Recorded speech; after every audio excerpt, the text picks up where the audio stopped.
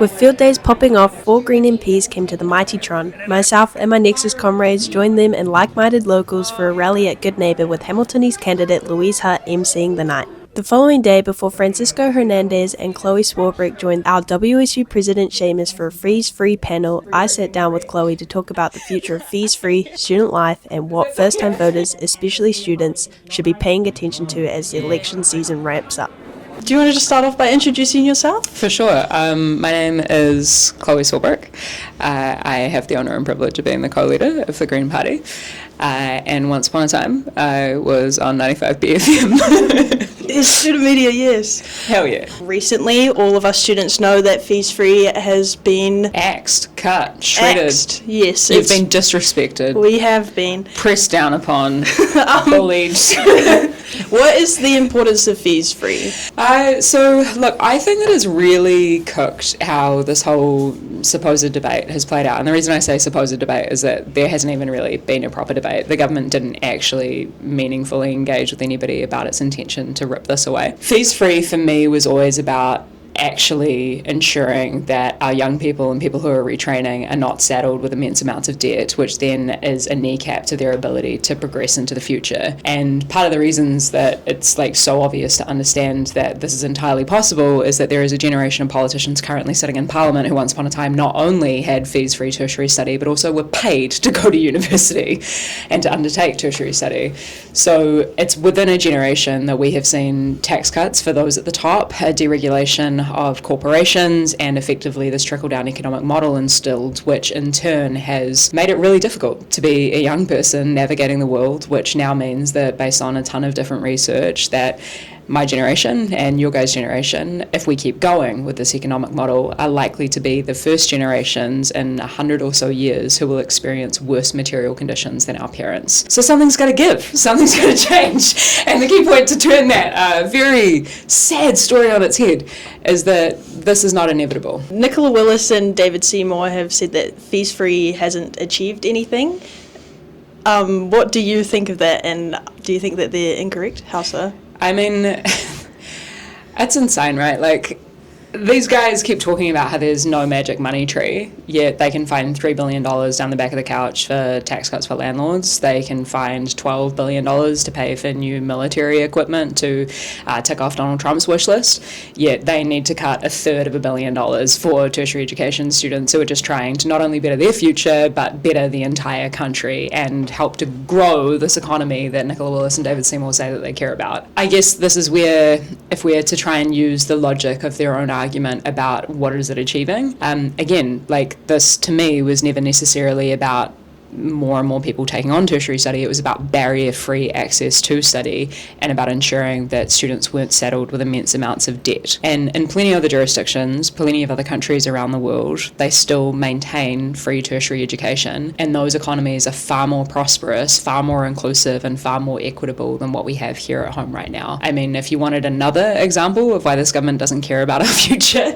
you only need to look at them ripping away fees-free here. How is a party and as voters can we reverse the decision for fees free? So this is where students so desperately need to understand how goddamn powerful you guys are. There's approximately 400,000 students in this country, yet students, young people, tend to be among the cohort of the perennial missing million who don't really turn up and vote, right? Meanwhile, there is another cohort of voters who tend to oftentimes organise and collectivise their power and express their entitlement to certain policies that work in their favour.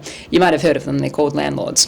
There's approximately 100,000 of those guys, and they consistently get policies that work in their favour. The entire economy is rigged towards this housing casino of speculation to the detriment of absolutely everybody else, let alone, again, this growth and this productivity that the government says that it cares about. So if you've got, you know, a handful of landlords compared to how many students there are, why are students not the ones who are getting the political wins across the line? I think part of the reason is that students haven't quite yet connected the dots, that all of you guys have the same shared interests, and if you decide to work together, then you can actually not only change the government, but get a government of change. And this is, I'd also just reflect on, like, ever since I've been engaging particularly in this fees-free issue subsequent to the government budget being passed a few weeks ago where they decided to cut it, I've had a few people in my comments, particularly, you know, people who self-identify as tradies and stuff just going, oh, you know, these privileged uni students, why should we care about them? And I'm like, my guy, I think it is really demonstrative of the place that we're in 2026 when we have tradies positioning themselves as in conflict with university students, two regular little people fighting over scraps while massive corporations are laughing their way to the bank screwing you over. Like, actually, all of us should be working together to change that system for the betterment of regular New Zealanders. Do you have any tips for learning about and deciding on party policies? What should people, especially students and first-time voters, be looking out for or avoiding? So usually, I mean, look, you can always obviously go to political parties' websites, but they're always going to tell you in flashing lights the things, the vibe, or the read on how they want you to understand their policies. And there are some political parties who are having a massive influx of donations, despite things being really terrible for regular people. The same guys who are responsible for those terrible circumstances are getting a bucket load of money. I wonder why. It's almost like the cost of living isn't hitting everybody equally, and some people are benefiting from your cost of living. It's called corporate profits. So you can go to usually what's set up by, like, I don't know, the Spin-Off and a few other different kind of like not only publications but also non-governmental organisations, the likes of Forest and Bird and stuff. They usually do a kind of scorecard for different political parties and their policies. I'd really love to see student unions also being involved in this, and student media too, if you guys want to do the work of taking away all of the sound bites and the gloss that political parties put on top of their policies, and instead just giving people a really clear indication of what political parties are actually committing to do, and also how they'll pay for it and what the ramifications will actually be for the future of this country, then I think that students are able to have a far easier way of engaging with politics. So basically, yes, you can go and do your research, you can go and talk to politicians. Plenty of them will be coming through, trying to pick up student votes over the next few months. There's much talk about how voting for minor parties doesn't get far. What makes this rhetoric incorrect? Firstly, I just say that us talking about minor and major parties entrenches the power of the legacy parties and creates a self-fulfilling prophecy where we always expect to see what constitutes a minor party and what constitutes a major party. So that's junk in the context of MMP. But secondly, the so-called minor parties of this coalition government have been the ones responsible for, albeit supported by the Legacy National Party, pushing through and creating massive culture war around the definition of man-woman bill, for the Treaty Principles bill, for the Regulatory Standards Act. But then also on the flip side, on the positive side of things, you can see the influence that the Green Party had the last time that we were in confidence and supply in 2017 to 2020, where we, through the likes of the Zero Carbon Act and the creation of the Climate Change Commission, actually got more climate action across the line than we had seen in the previous 30 years in just 3 years. So so-called minor parties, so-called political parties, just really what is most important is that New Zealanders back the political parties that align with their values and are putting forward the policies that matter to them, because the more votes that those political parties get, the more influence that they have to actually achieve that change. Why do local member votes matter? Back in 2020, when I was running for Auckland Central, everybody told me that it was impossible that a Green politician could flip a blue seat green, let alone a seat that Jacinda Ardern didn't win. But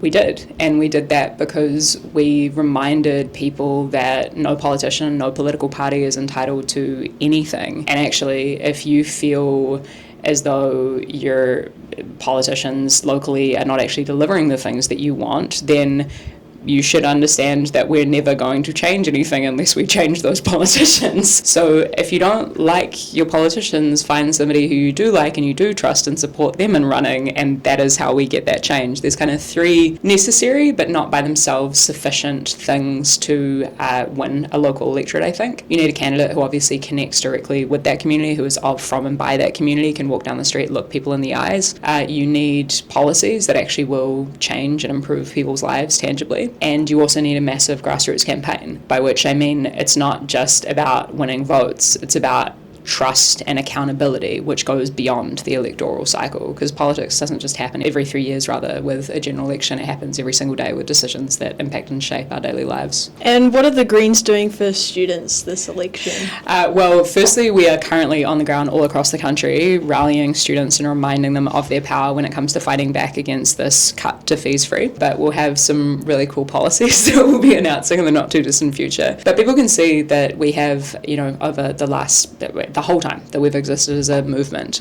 been here to support students and student welfare. I mean, I can reflect on the 6 years that I was our tertiary education spokesperson. I got the inquiry up into student accommodation.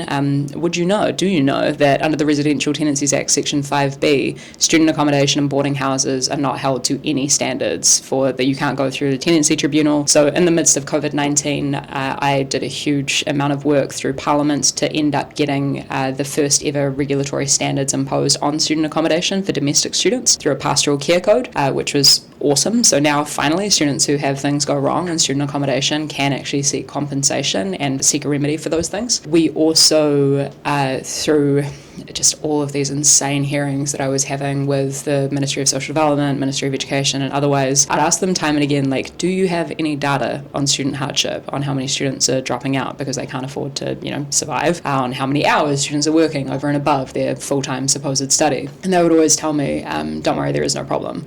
And I'd go, okay, so how are you coming to that conclusion? And they go, well, there is no data. And I'd go, okay, can you collect the data? And they'd go, well, there is no problem. And I'd go, okay, well, collect the data, there is no, the tautology of the whole thing. So we then ended up creating our first ever People's Inquiry into student welfare and student wellbeing. And in 2022, I believe, we published the first one. Franz, as our new tertiary education spokesperson, has gone and done an update of that. But it told us, unfortunately, something that was not super surprising, but incredibly despairing, which is that 2/3 of students at that point in time regularly cannot afford the basics. And what I had hoped and what we've been trying to build towards, despite all of these structural forces telling young people and students that their voices don't matter and doing their best to exhaust and demoralize and disempower students, is that these issues are not individual issues. They are systemic issues. They are structural issues. And the only way that we can fight back against them and change these things is by students working together. So what are we going to do for students?